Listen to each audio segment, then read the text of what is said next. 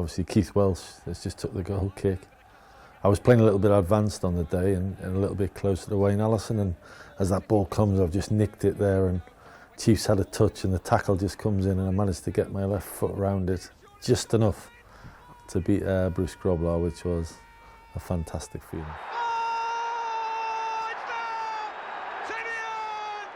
Well, Tins, it's 25 years since that night, a quarter of a century ago.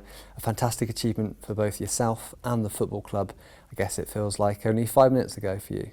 It certainly does, yeah. You watch that goal again and it all comes back pretty quickly, and everything about that night. Obviously the build-up, we had a game here to start with in Drew, and then the floodlights went out and then we had to have another replay here. Well, not a replay, the game had to be played again.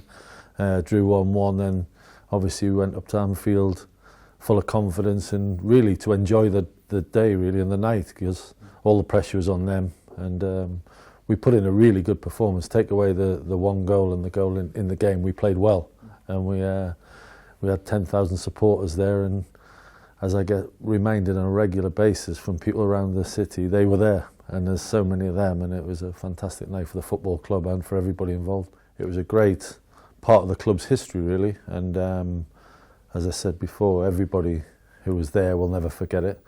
You know, the players involved and the staff will never forget it, and it was a fantastic night. That's one of the best, obviously, in my football career. That is very, very high on the list, and I'm sure all the other lads who played in the game and were involved in the game, it'll be the same. You know, to go to Anfield, one of the top clubs in Europe and in England for many, many years, and to go and beat them on their own patch in front of 30, 40,000 and 10,000 Bristolians was a fantastic night. So tell me about the FA Cup draw at the start of January. City drawn against the mighty Liverpool at home. What's the reaction like from the group? Is it a chance to take this team on, or just enjoy the occasion and see what happens?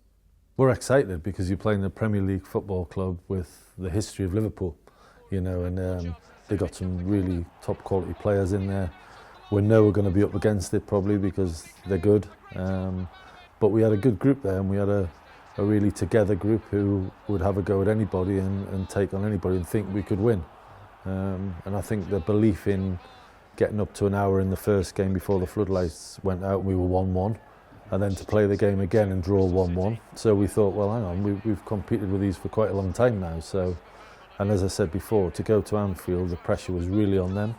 And they were expected to win the game, and we went there really to go and enjoy ourselves and show what we could do as players at that level. And I thought, to a man, every single player played probably above themselves and were fantastic on the night. We're obviously in the Championship then, and we wanted to go to the highest level and play against players, mostly international players in their team, and go and show people in football how good we were and how good we could play. And I thought we did on the night. We played some fantastic football. We had a lot of chances. If you look back, Junior Bent, Wayne Allison, there's a lot of players had good chances to score. Liam Robinson had a great chance in the game, so we could have scored more, and we played well. We grew in confidence, obviously, as the games went on and the time we were playing them, and we were competing. So, as I say before, the key to going to Anfield was to go and enjoy ourselves and show people what we could do, and go and enjoy the occasion, enjoy playing in Anfield, and just go and do the club proud, really, which we did. So that night at Anfield, the atmosphere, the dressing room, the fans, tell me about that noise inside the ground. What was that like? Oh, it was unbelievable. As I said, we had like 10,000 supporters there. They never stopped singing from the minute we arrived at the ground.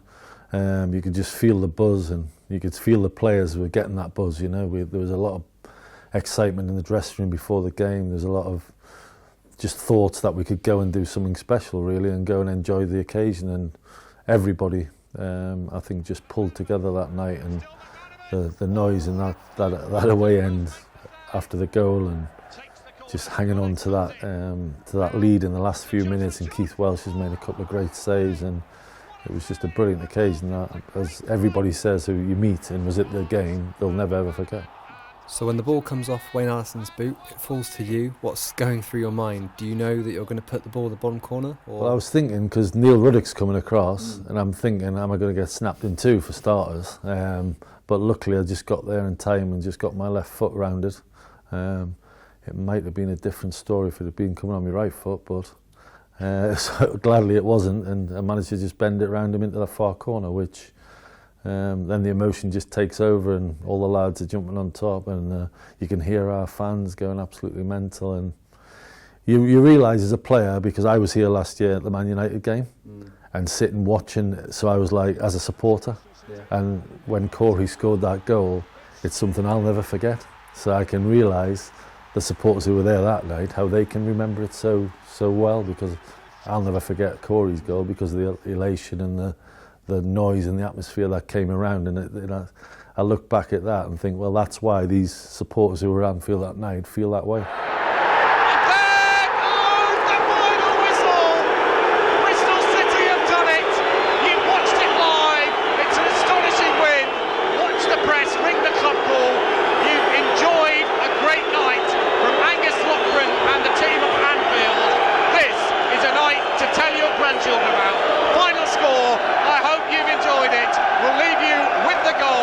And a goal that they'll be talking about